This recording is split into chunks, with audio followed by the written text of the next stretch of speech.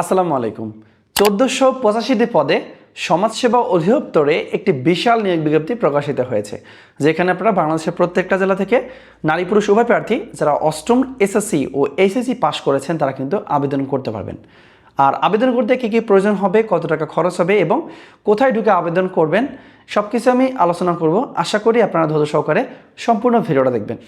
আর আপনারা যারা সমাজসেবা অধিদপ্তরের জন্য আপডেট চূড়ান্ত সাজেশন নিতে যাচ্ছেন, দেখতেই পাচ্ছেন আমাদের কাছে সমাজসেবা অধিদপ্তরের আপডেট চূড়ান্ত সাজেশন আছে।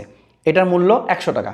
স্ক্রিনে দেখেন একটা নাম্বার দেওয়া আছে, ওই নাম্বারে যোগাযোগ করে ১০০ টাকা পেমেন্ট করে দ্রুত ২০২৬ সালের আপডেট সাজেশনটি সংগ্রহ করবেন। আর ভিডিওর মধ্যে আমি আলোচনা করব আপনি এই সমাজসেবা অধিদপ্তরের যে সার্কুলারটি প্রকাশিত হয়েছে ১৪৮৫টি পদের, এখানে আপনি একসঙ্গে কয়টা পদে আবেদন করতে পারবেন। আমরা এখন মূল নিয়োগ বিজ্ঞপ্তি নিয়ে আলোচনা করব। সো যে সার্কুলারটি প্রকাশিত হয়েছে এটি মূলত গতকাল ২৪শে মে ২০২৬ তারিখে প্রকাশিত হয়েছে। এখানে সর্বমোট ৫২ ক্যাটাগরির ১৪৮৫টা পদ আছে, ঠিক আছে। তো সবচেয়ে যে পদে বেশি লোক নিয়োগ করা হবে সেটা আমি আলোচনা করব। তো গত একটা ভিডিওতে আমি এই সার্কুলার সংক্রান্ত এ টু জেড আলোচনা করেছি, চাইলে আপনারা সেই ভিডিওটা দেখে নিতে পারেন। এই ভিডিওতে সংক্ষিপ্ত করে আলোচনা করব।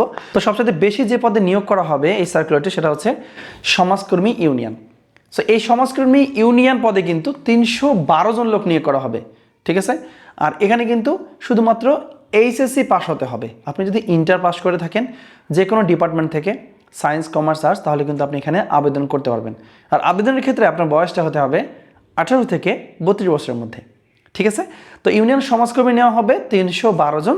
সো এছাড়াও আরও একটা সবচেয়ে বেশি যে পদে নেওয়া হবে সেটা হচ্ছে অফিস সহায়ক। এই অফিস সহায়ক পদে নেওয়া হবে ৪৭৮ জন।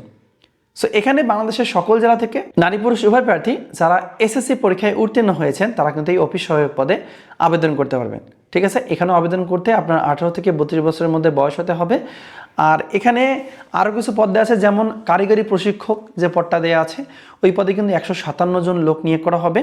সো এখানে এসএসসি পরীক্ষায় উত্তীর্ণ সহ আপনার ট্রেড কোর্সের সার্টিফিকেট থাকতে হবে। আর দুইটা পদের কথা বলো যেটা না বললেই নয়, সেটা হচ্ছে বড় ভাইয়া এবং খালাম্মা পোস্ট। সো গত ভিডিওতে আমি এই বিষয় নিয়ে আলোচনা করেছি, আপনারা চাইলে আবেদন করতে পারেন। এছাড়াও কিন্তু অফিস সহকারী কাম কম্পিউটার মুদ্রাক্ষরিক নেওয়া হবে ৭৬ জন, ঠিক আছে, এইচএসসি পাশে। এবং ডাটা এন্ট্রি অপারেটর নেওয়া হবে ৩৫ জন, এইচএসসি পাশে, ঠিক আছে। আপনারা দেখবেন এই যে সার্কুলারটা আছে না, এই সার্কুলারটা যারা নিতে চান এই সার্কুলারটা আপনার দরকার, কারণ এখানে যেহেতু ৫২টা ক্যাটাগরি পদ দেওয়া আছে।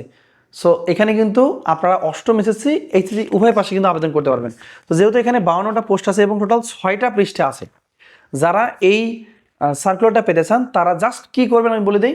এই যে ভিডিওটা দেখতেছেন, এই ভিডিওটা আপনি যদি ফেসবুক থেকে দেখে থাকেন তাহলে ভিডিওর নিচে জাস্ট লিখবেন DSS 2026। আমি আবারও বলে দিচ্ছি, জাস্ট আপনারা ভিডিওর কমেন্টে লিখবেন DSS 2026। শুধুমাত্র এটা কিন্তু ফেসবুকে লিখলেই হবে। আপনারা জাস্ট ফেসবুকে এটা লেখার সাথে সাথে কিন্তু আপনার কাছে এই যে সার্কুলারটা আছে এটার পিডিএফ ফাইলটা অটো আপনার মেসেঞ্জারে চলে যাবে। আমি সেভাবে সেট করে দিয়েছি, জাস্ট লেখার সাথে সাথে আপনার কাছে চলে যাবে। শুধুমাত্র কিন্তু ফেসবুকে কাজটা করলে হবে। আর যারা ইউটিউব চ্যানেল থেকে আমার এই ভিডিও দেখতেছেন তারা কিন্তু কি করবেন, এই ভিডিওটার মানে ইউটিউবে যারা দেখছেন তারা ভিডিওর মানে ডেসক্রিপশন চেক করে দেখেন, কমেন্ট বক্স না, ডেসক্রিপশন চেক করে দেখেন। আমি আমাদের ওয়েবসাইটের লিঙ্ক দিয়ে দিচ্ছি, আপনারা ওখান থেকে খুব সহজে এটি ডাউনলোড করে নিতে পারবেন, ঠিক আছে। তো এখন বলতে আসলে আবেদন শুরু কবে শেষ কবে এবং আপনি যে আবেদন করবেন আবেদন করতে আপনার কত টাকা খরচ হবে। সো এখানে দেওয়া আছে আপনার আবেদনটি করতে হবে dss.teletak.com.bd এই ওয়েবসাইটের মাধ্যমে। আর এই ওয়েবসাইটটি সচল হবে ২/৬ মানে জুন মাসের ২ তারিখে সার্ভারটা ওপেন হবে সকাল 10টায়, যা কিনা বন্ধ হবে জুন মাসের ২৩ তারিখে বিকাল ৫টায়, ঠিক আছে। সো এই সময়ের মধ্যে কিন্তু আপনাদেরকে আবেদন করতে হবে। আর এখন বলবো যে আসলে অনেকেই চিন্তা ভাবনা করছেন যে আবেদন করতে কত টাকা খরচ হবে।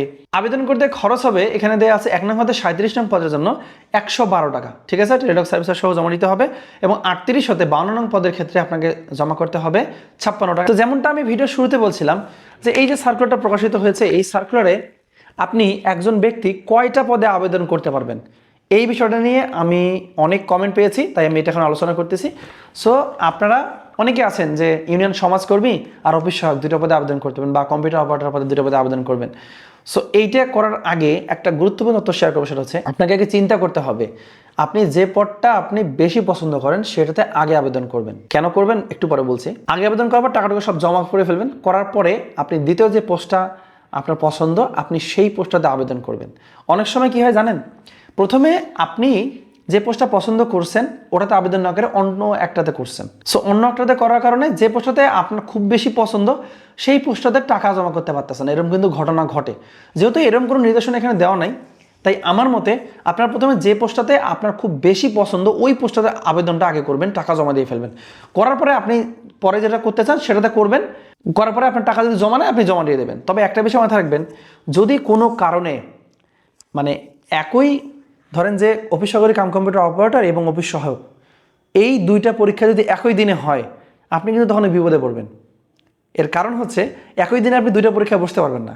আবার ধরেন যে ইউনিয়ন সমাজকর্মী পদ এবং অফিস সহায়ক পদ একদিনে পরীক্ষা হচ্ছে, এরকম যদি হয় তাহলে কিন্তু বিপদে পড়বেন। কারণ যদি দুই পদে আপনি আবেদন করে থাকেন তাহলে কিন্তু আপনাকে যে কোনো একটা পরীক্ষা অংশগ্রহণ করতে হবে।